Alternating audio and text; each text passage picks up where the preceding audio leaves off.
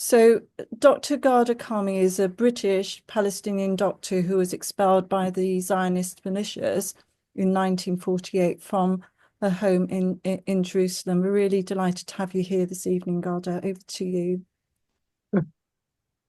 Thank you. I'm glad to have made it because I'm afraid I have fallen prey to the flu epidemic, which is ravaging uh, Mm. London. But I am well enough to join this really important meeting. And my thanks, my heartfelt thanks, really, to Tony Greenstein and his colleagues in having set up these meetings, not just this year, but the year previously, and I hope he continues to do that.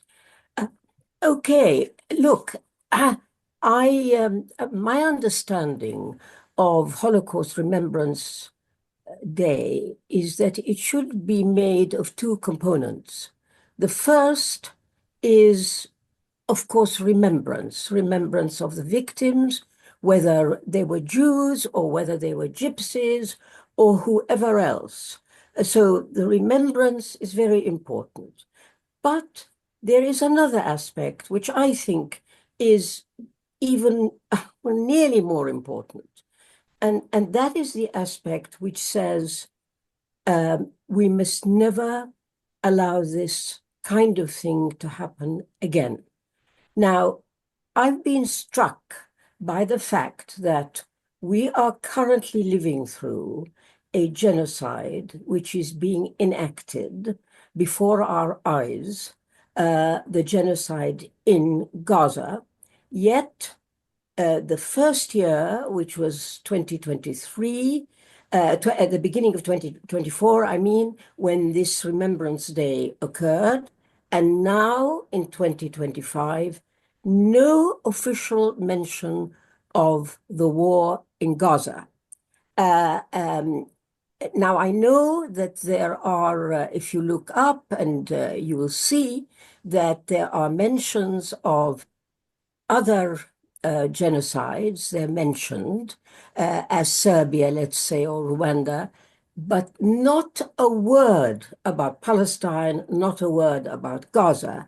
And yet we are living at a time when the International Court of Justice is at the moment considering the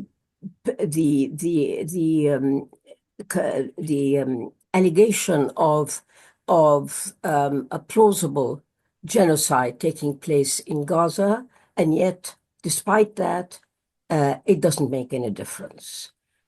You see, this goes back a very long way.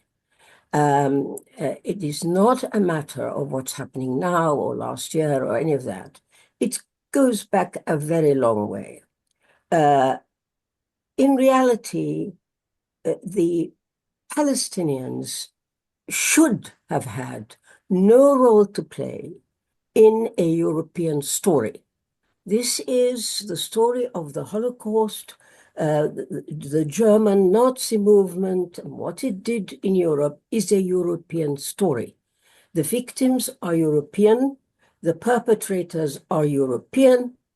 They have nothing to do with the Middle East and certainly nothing to do with the Palestinians. However, the Palestinians were forced into the narrative. They were forced into the narrative in order to fit the idea of the necessity of setting up the state of Israel and maintaining it ever since. And I don't have to remind listeners what are the components of this narrative. And of course, first, it's the Bible and the events of the Old Testament took place supposedly in the land of Palestine. And so the idea that the ancient Israelites are the ancestors, the direct ancestors of these Jews from Poland and Lithuania, took hold. So you've got the Bible, and of course, there's anti-Semitism.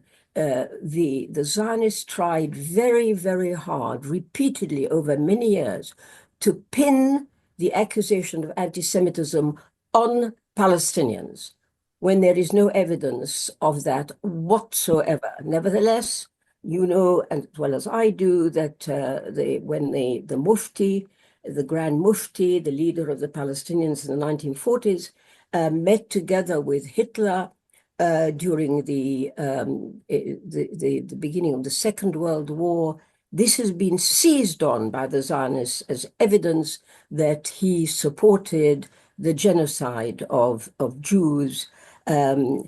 So there's that. There's, of course, the immense takeover of Palestinian history and culture on the basis that it is somehow related to the ancestral history of these European Jews who were imposed on the land of Palestine and formed the Israeli state. And nothing has been more, I think, offensive than the pretense of an affinity amongst Zionists, that there is an affinity between them and Palestinian Arabs like me on the basis of, quote, fellow Semites. This is false in every single way and highly offensive to the Palestinians. So really, I have to tell you, the fact that there is no mention of Gaza, of what is happening to the Palestinians, is not only offensive in itself, but there's another reason.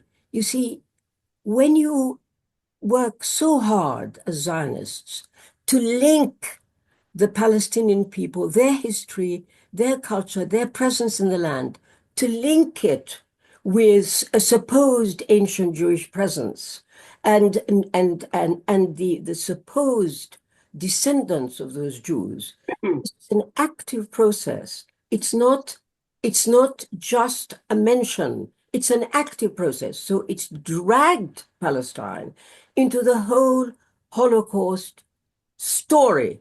And as a result of which, Gaza and what's happening in Gaza and what's happening to the Palestinians should be one of the most important and prominent aspects of Holocaust Remembrance Day.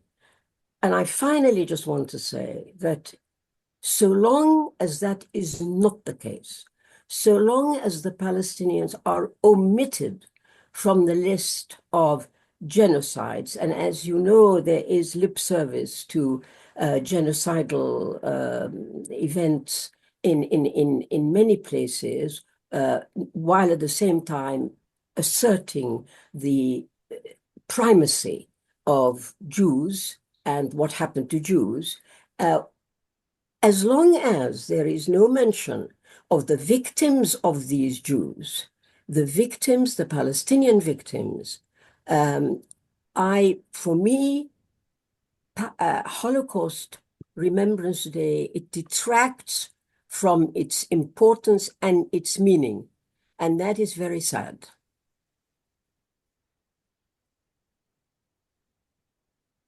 Thank you very much, Ghada. The idea that absolute truth that Palestinians have nothing to do with the Holocaust, but the Palestinians are paying is something that we should all be really, really aware of and shout long and hard about it.